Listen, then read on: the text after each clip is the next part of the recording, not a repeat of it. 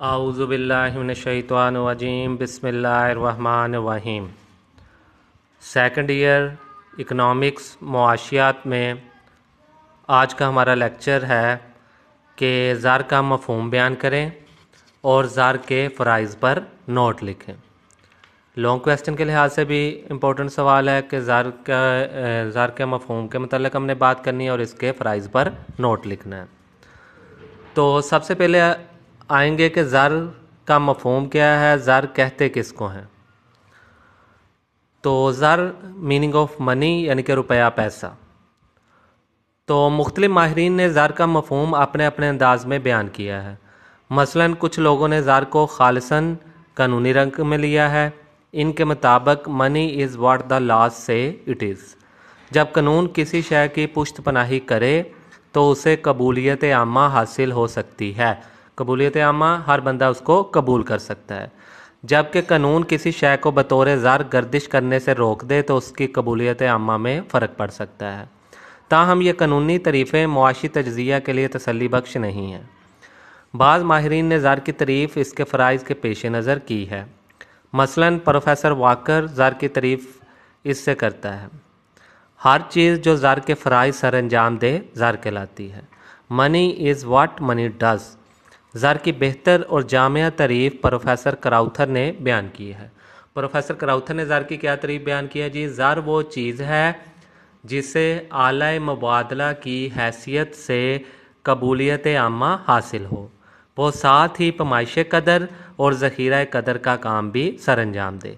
यानी कि हर वो दरमियानी चीज़ जिसे हर बंदा बतौर ज़र कबूल करे, और साथ ही पमाइश कदर का मतलब है कि हर चीज़ की पमाइश हम ज़र में कर सकें कि ये कुर्सी 500 की है, टेबल 800 का है। पमाइश कदर यानी कि काम दे, और ज़ख़ीरा कदर हम इसे रख भी सकें ताकि मुस्तकबिल में हम इसको इस्तेमाल कर सकें, तो उसको हम ज़र का नाम देंगे। इसके बाद ज़र की दो डेफिनेशंस हम और देख लेते हैं। एक प्रोफेसर फिशर ने जो है वो बयान की है। प्रोफेसर फिशर ज़र की तारीफ़ क्या बयान करते हैं? ज़र से मुराद एशिया और ख़दमात के इवज़ अदायगी करने और कर्ज़ों की वापसी के लिए कोई अमूमी तौर पर काबिल कबूल ज़रिया होती है। प्रोफेसर मायरस ने ज़र की तारीफ़ इस तरह से की है, ज़र वो चीज़ है जो कर्ज़ों के लेन देन में वसी तौर पर कबूल की जाती है। तो ये तीन तारीफ़ें हम लोगों ने पढ़ ली। एक हमने जो है वो प्रोफेसर कराउथर, फिर हमने प्रोफेसर फिशर, फिर हमने प्रोफेसर मायरस। तो इसमें प्रोफेसर कराउथर वाली डेफिनेशन जो है वो आसान अल्फाज में है, तो आप लोग चाहे इसे अच्छी तरह से याद कर लें। उसके बाद हम आते हैं ज़र के फ़राइज़। तो ज़र के फ़राइज़ फंक्शंस ऑफ मनी, रुपया पैसा हमारे लिए क्या क्या काम सर अंजाम देता है। सबसे पहले आते हैं आला मुबादला, मीडियम ऑफ एक्सचेंज, यानी कि रुपया पैसा एक दरमियानी चीज़ है। अगर हमने कोई चीज़ बेचनी है तो वो हम दरमियानी चीज़ वसूल करेंगे, और अगर हमने कोई चीज़ ख़रीदनी है तो वो दरमियानी चीज़ देकर हम वो चीज़ जो है वो ख़रीद सकेंगे। आला मुबादला, मीडियम ऑफ एक्सचेंज, एक दरमियानी चीज़ है जो एशिया के तबादले में या एशिया के लेन देन में हमारी मदद करती है, बेचने में और ख़रीदने में हमारी मदद करती है। तो ज़र का सबसे पहला काम यह है कि वह बतौर एक आला मुबादला के लोगों में गर्दिश करे, यानी अशिया और ख़िदमात के तबादले के लिए बतौर एक वास्ते का काम करे और लोग इसे लेन देन के लिए कबूल करें। आज के ज़माने में दुनिया भर की अशिया और ख़िदमात ज़र की मदद से ख़रीदो फ़रोख्त की जाती है। हर मुल्क में ज़र हर किस्म की अशिया और ख़िदमात को ख़रीदने का काम करता है। लोग ज़र की बदौलत हर किस्म का लेन देन बिला तामल करते हैं। बराह रास्त तबादले की सबसे बड़ी खामी यह थी कि अशिया के लेन देन में बड़ी दिक्कत होती थी, क्योंकि ज़रूरियात एक दूसरे के मुताबिक नहीं होती थी। लिहाजा ज़र ने इस मुश्किल को दूर कर दिया। अब लोग ज़र के बदले अपनी ज़रूरत की हर किस्म की अशिया हासिल कर सकते हैं। ज़र बिला रोक टोक लोगों में गर्दिश करता है और अशिया और ख़िदमात की ख़रीदो फ़रोख्त के काम आता है। ज़र की मदद से लेन देन के लिए एक बहुत बड़ी मुश्किल जो है वो हल हो गई है। उसके बाद सेकंड है जी मुश्तरक म्यार कदर, कॉमन मेजर्स ऑफ वैल्यू। यानी कि मुश्तरक म्यार कदर का मतलब क्या है कि अब हम हर चीज़ का अंदाज़ा रुपए पैसे की मदद से लगा सकते हैं। मसलन हम अंदाज़ा लगा सकते हैं कि मोबाइल की कीमत 15,000 है, कुर्सी की कीमत 500 रुपया है, ठीक है, चारपाई की कीमत 1000 रुपया है। तो इस तरह हम मिसाल के तौर पर मुख्तलिफ़ चीज़ों का अंदाज़ा जो है वो ज़र की मदद से लगा सकते हैं। इस तरह हमें मुख्तलिफ़ चीज़ों की हैसियत का अंदाज़ा हो जाता है। तो मुश्तरक म्यार कदर है, हर चीज़ को हम रुपये पैसे में माप सकते हैं। ज़र का दूसरा अहम काम यह है कि वो बतौर म्यार कदर के काम करता है, यानी दूसरी चीज़ों की कदर का अंदाज़ा ज़र के म्यार पर लगाया जाता है। मसलन अगर आम 40 रुपये फ़ी किलोग्राम हो तो इसका मतलब यह है कि 1 किलोग्राम आम की कदर 40 रुपये के बराबर है। जबकि बराह रास्त तबादला में यही एक बड़ी दिक्कत थी कि कोई मुश्तरक म्यार कदर ना था और लोगों को इस बात का अंदाज़ा नहीं होता था कि वो जो चीज़ दे रहे हैं उसके बदले में वो जो चीज़ ले रहे हैं दोनों की मालियत एक दूसरे के बराबर है या नहीं। लेकिन ज़र ने इस मुश्किल को हल कर दिया और हर शय की कदर की पैमाइश के लिए एक पैमाना के तौर पर काम करता है और हर चीज़ की कदर मालियत ज़र की क़ुव्वत ख़रीद के मुताबिक मुतय्यन की जाती है। तीसरा आते हैं जी ज़ख़ीरा कदर, store of value. Barter system में मसला ये था कि हम चीज़ों को स्टोर नहीं कर सकते थे। अगर चीज़ों को स्टोर करते थे तो उनके ज़ाया होने का, गलने सड़ने का ख़तरा था। लेकिन ज़र ने इस मसले को हल किया। अब ज़र बतौर ज़ख़ीरा कदर के काम करता है। ज़र का तीसरा अहम फरीज़ा ये है कि वो ज़ख़ीरा कदर का काम भी करता है।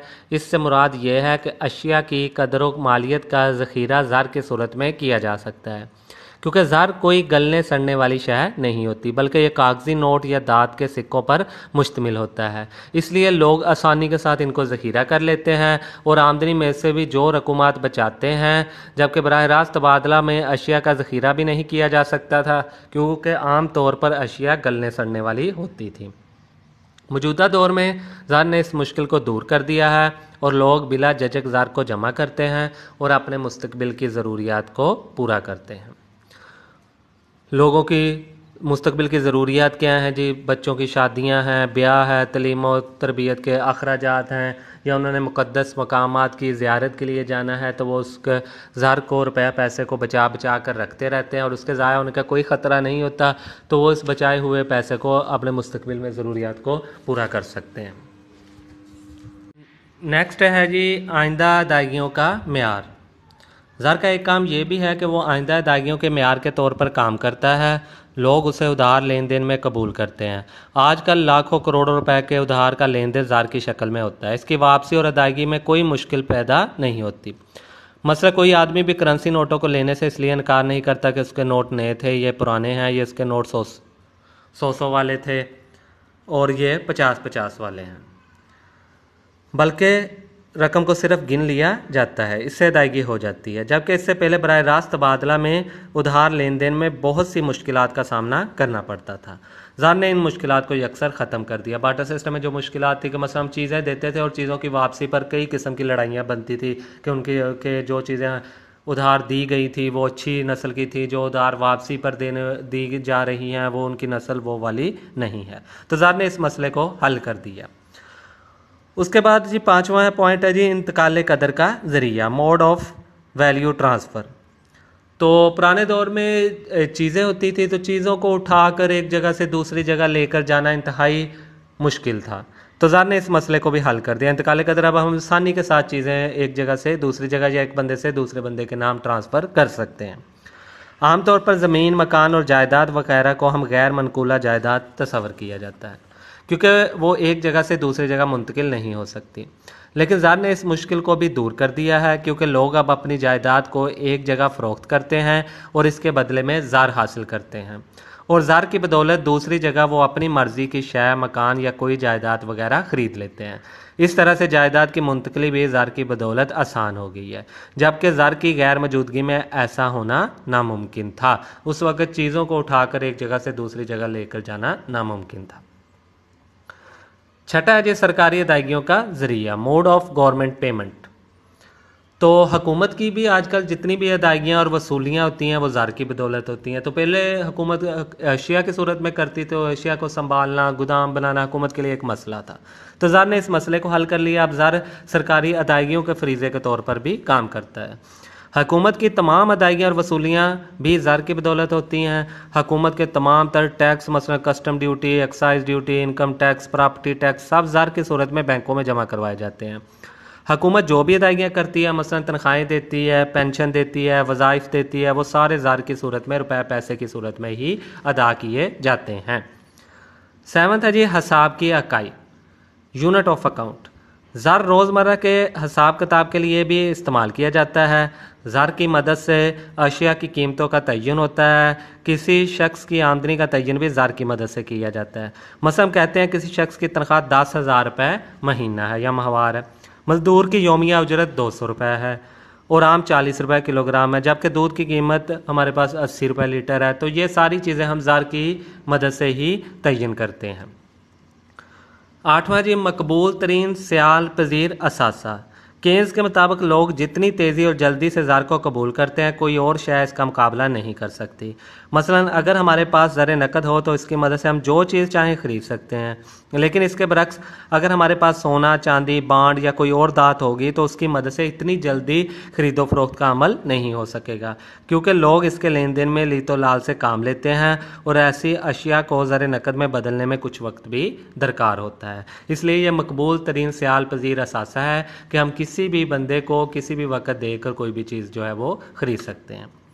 उसके बाद आ गया साख का जामन। केन्स के मुताबिक ज़र नकद लोगों की ज़ाती शोहरत और साख का भी जामन बनता है। जिस कदर किसी शख्स के पास दौलत ज़्यादा होगी, आज की दुनिया में उसकी इज़्ज़त और कदर व मंजिलत ज़्यादा होगी। इसके बरक्स अगर किसी के पास दौलत ना हो तो वो शख्स मुआशरे में वो मकाम हासिल नहीं कर सकता जो एक अमीर शख्स को हासिल होता है। इस तरह से आजकल बैंक और दूसरे मालियाती अदारे किसी शख्स की माली साख को मद्देनज़र रखकर करोड़ों रुपए के कर्जे जारी करते हैं। जिस शख्स की साख ना हो वो कर्जे और दीगर ऐसी सहूलतों से महरूम रहता है। तो इसका ये मतलब है गारंटी ऑफ सॉवरेनिटी, यानी कि आपकी साख जो है वो आजकल रुपए पैसे की वजह से ही मुतय्यन की जाती है कि आप पर लोग जो है वो एतबार रुपए पैसे की मदद से ही करते हैं। लास्ट पॉइंट है जी मुआशी हैसियत का अंदाज़ा, मेजर्स ऑफ इकनॉमिक कंडीशन। ज़र की इकाई मुल्की मुआशी हालत का भी इजहार करती है। मसलन कौमी आमदनी, फ़ी कस आमदनी, अफरात ज़र महंगाई या तफरीत ज़र, मुख्तलिफ मनसूबों की निस्बती लागत का तखमिया, ख़रीदो फ़रोख्त के सिलसिले में इंतखाब की आज़ादी, आमलीन के मुआवज़ों का अंदाज़ा, खसारे की सरमायाकारी, नीज़ कर्ज़ों के हसूल का ज़रिया ज़र की इकाई ही होती है। और ये तमाम अवामल किसी मुल्क की मुआशी हैसियत की अक्कासी करते हैं। ज़र के फ़राइज़ के मतलब एक मईशतदान ने इस तरह कहा है, money is a matter of functions for a medium, a मयर्स, आ स्टैंडर्ड, आ स्टोर। यानी रकम 4 मेन अहम फंक्शन या किरदार अदा करती है, फ़राइज़ सर अंजाम देती है। आला मुबादला, पमाइश, हिसाब की इकाई और स्टोर करने में या ज़ख़ीरा कदर के तौर पर काम करती है। तो इस तरह ये हमारा टॉपिक जो है वो मुकम्मल हुआ कि हमने ज़र का मफ़हूम पढ़ लिया और ज़र के मुख्तलिफ़ फ़राइज़ को तफसील से देख लिया कि ज़र जो है वो कौन कौन से फ़राइज़ सर अंजाम देता है। तो आप लोगों ने इसे पढ़ लेना है। कहीं कोई मसला हो, किसी बात की समझ ना लगी हो तो आप लोगों ने क्वेश्चन कर लेना है। शुक्रिया जी, अल्लाह हाफ़िज़।